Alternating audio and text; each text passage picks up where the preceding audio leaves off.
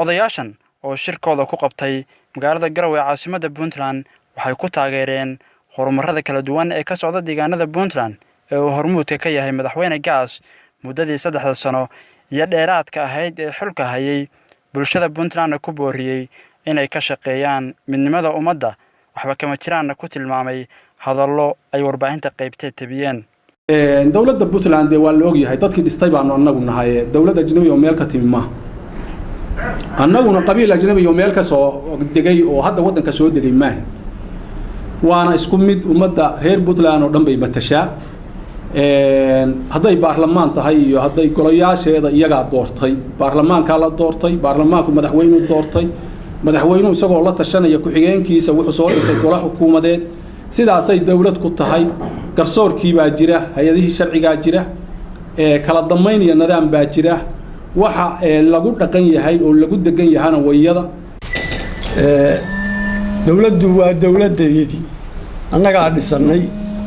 waa Soomaali ajnabi maaha golayaal dastuuriya baynu leenahay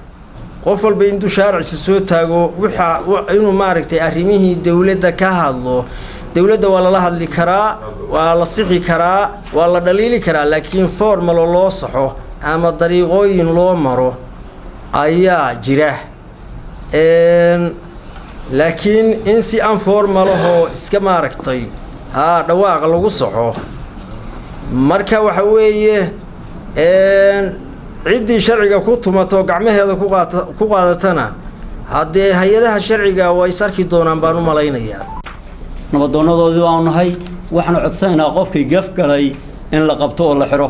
Puntland waa la wada dhistay nin walba xil baa ka saaran beel gaar u sheegan ka dhaama jidho beel gaar oo ka waxaan beenana ma jidho ummadda Puntland joogda waa midowday maamulkaas la dhistay qofkii dan wata dantiisa inuu ka hadlo weeye dawladda anaga dhisanay wax macaarida manihin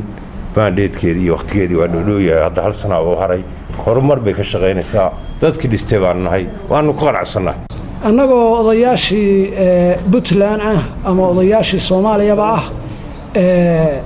gaar ahaan dadkii ka soo jeeday beeshaas laga hadlayay nimankaas cidna ma matelin cidii u qaadata inay cid mataleen ama hadalkoodii wax u aragtaana haddee dad cid la ka baqay bay noqonayaan cidii wax ka soo qaadana waxaan leenahay waxba yaan laga soo qaadan cidna ma matelin magacaas Bakar Ciise oo la sheegayna niman matala ma ahayn cid ka arurtooda xataa ma matalaan sababtoo maanta ninkii fidma ka shaqeeyo taliye garaaca beena